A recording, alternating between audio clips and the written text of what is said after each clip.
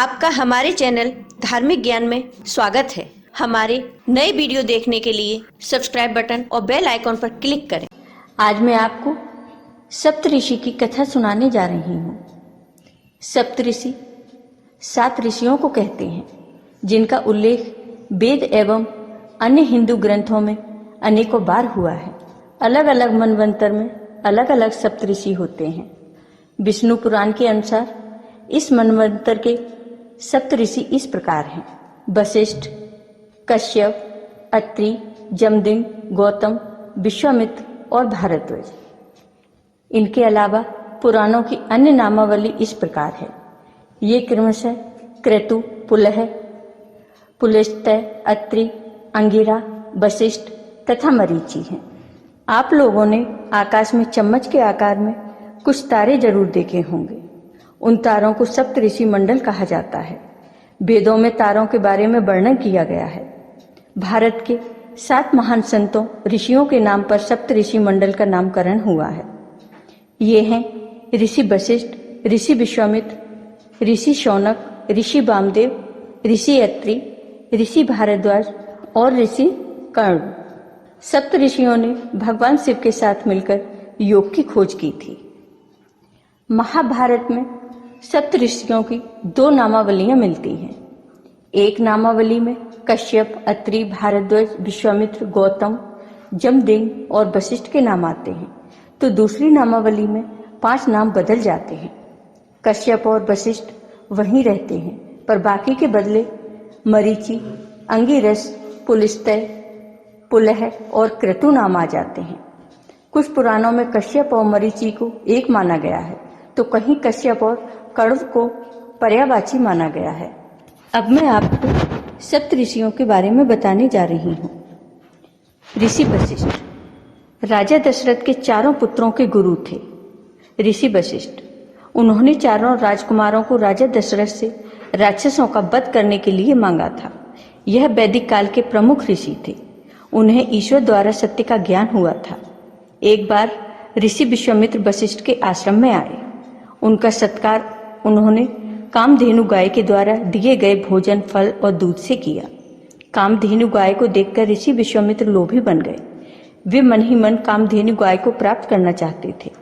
उन्होंने ऋषि वशिष्ठ से कामधेनु गाय मांगी, पर उन्होंने मना कर दिया। ऋषि वशिष्ठ को अपने लिए आवश्यक वस्तुओं की पूर्ति के लिए कामधेनु गाय की बहुत आवश्यकता थी, इसलिए उन्होंने गाय देने में असमर्थता जताई। फिर वशिष्ठ और विश्वामित्र के बीच कामधेनु गाय के लिए युद्ध हुआ था। ऋषि विश्वामित्र यह वैदिक काल के प्रसिद्ध ऋषि थे। उनकी तपस्या मेनका ने भंग की थी।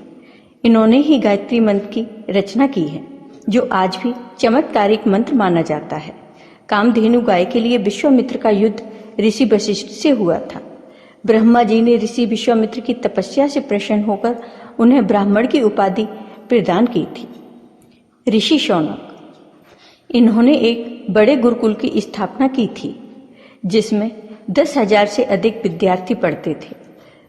वो संस्कृत, व्याकरण, ऋग्वेद, प्रतिशाखी, बृहद देवता, चरण व्यूह तथा ऋग्वेद की 6 अनुक्रमणिकाओं के रचयिता ऋषि थे। वो कात्यायन और अश्वलायन के गुरु माने जाते हैं। उन्होंने ऋग्वेद की वशकला और शाखला शाखाओं का एकीकरण किया। विष्णु पुराण के अनुसार शौनक ग्रथ शमद के पुत्र थे। ऋषि वामदेव, इन्होंने संगीत की रचना की थी। यह गौतम ऋषि के पुत्र थे। इन्होंने इंद्र से तत्व ज्ञान पर चर्चा की थी। जब ये अपनी माता के गर्भ में थे, तब इन्हें विगत 2 जन्मों का ज्ञान हो गया था। ऐसा उल्लेख किया जाता है कि ऋषि वामदेव सामान्य रूप से माता के गर्भ से पैदा नहीं होना चाहते थे, इसलिए इनका जन्म इनकी माता के पेट को फाड़कर हुआ था। ऋषि अत्रि वैदिक काल के ऋषि थे। ये ब्रह्मा के पुत्र थे। इनकी पत्नी अनसुईया थी। एक बार त्रिदेव अनसुईया के आश्रम में आए थे। ऋषि अत्रि वहां पर नहीं थे। अनसुईया ने त्रिदेव को बालक बना दिया था। इन्होंने इंद्र, अग्नि और अन्य देवताओं को भजन लिखने की प्रेरणा दी थी। इनका ऋग्वेद में सबसे अधिक उल्लेख मिलता है। ऋग्वेद के 5वें मंडल को अत्रि मंडला कहा जाता है। ऋषि भारद्वाज। चरक संहिता के अनुसार ऋषि भारद्वाज ने आयुर्वेद का ज्ञान इंद्र से पाया था। वे ब्रह्मा, बृहस्पति एवं इंद्र के बाद वे चौथे व्याकरण प्रवक्ता थे। महर्षि भारद्वाज व्याकरण, आयुर्वेदिक संहित, धनुर्वेद, राजनीति शास्त्र, यंत्र सर्वस्व, अर्थशास्त्र, पुराण, शिक्षा आदि पर अनेक ग्रंथों के रचयिता हैं। वो बृहस्पति के पुत्र थे। इनकी माता का नाम ममता था। इनका जन्म श्री राम के जन्म के पूर्व हुआ था।